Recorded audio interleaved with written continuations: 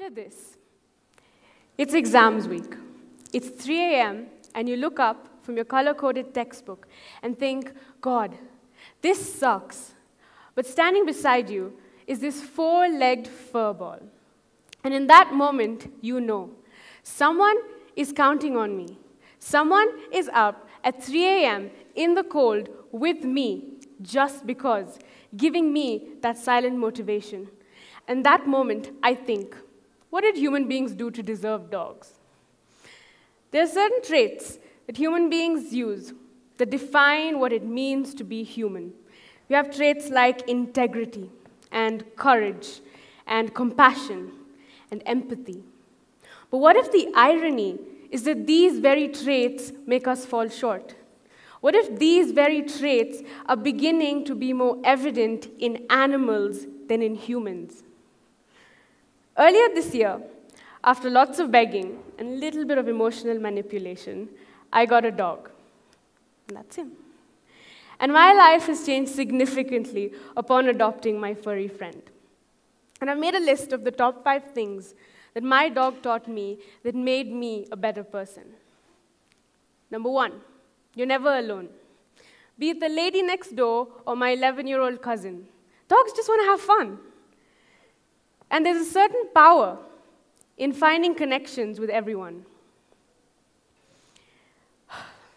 Have you ever met a dog? Have you ever seen how dogs just come running to you and how people always go running to dogs? But then, why is it that we're so comfortable approaching a dog than we are a person? Why is it that we're more comfortable seeing a dog and running up to them without the fear? But we are when it comes to another person. Maybe it's a risk. But then again, there's a risk with with dogs too. They could have rabies. They could bite you and you could die. But you don't think of it like that. Because dogs give off a very approachable aura. They have this kind aura and it makes you want to go to them.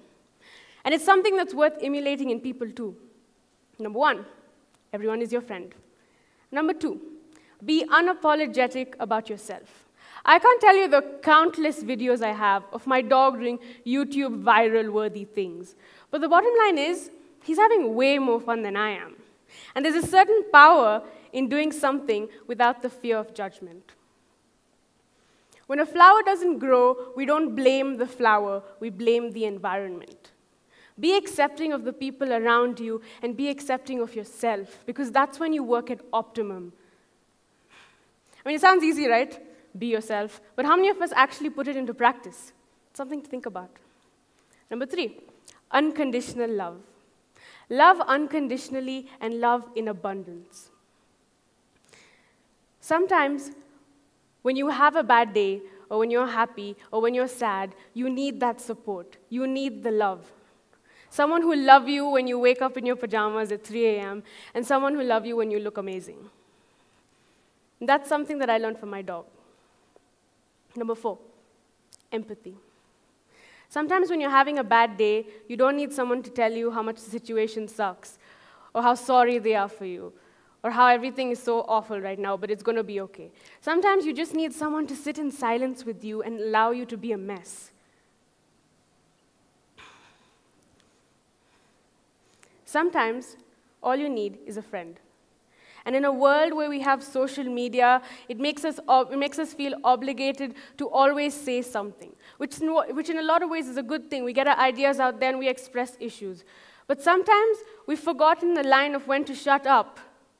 Sometimes we just need to shut up and listen. Lesson number 4, learn to listen. Finally, number 5, go big or go home. If you're going to do something, do it well or don't do it. Have you seen a dog kind of fetch? Dogs don't kind of do anything. They put all of their being into it. They use every single bone, every muscle in their body to go catch whatever they're catching. So if you're going to do something, kill it, or just don't do it. Finally, I want to finish off by saying, what now? What do we do now? What do we do with all these things? And that's when you realize the issue with us these days is that we don't realize that it's simple things like this that impact greatly. The ability to understand one another is what the inability to understand one another is what causes war. And the the understanding that we don't get what another person is going through creates misunderstandings. And that's why we have, that's why we have unequal rights and war and drought. And sometimes, in this world of chaos, the comfort of my dog gives me calm. So, I want to finish off by saying, be the person that your dog thinks you are. Thank you.